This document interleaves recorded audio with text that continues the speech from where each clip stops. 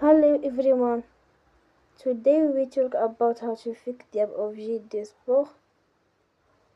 We will go to settings.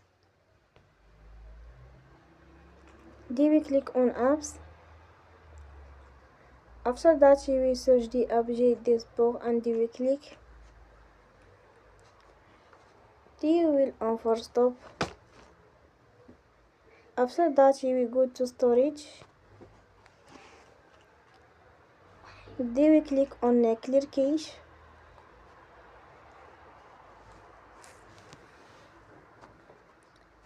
You will go to Play Store and you will update your app. Don't forget to support us by like and subscribe.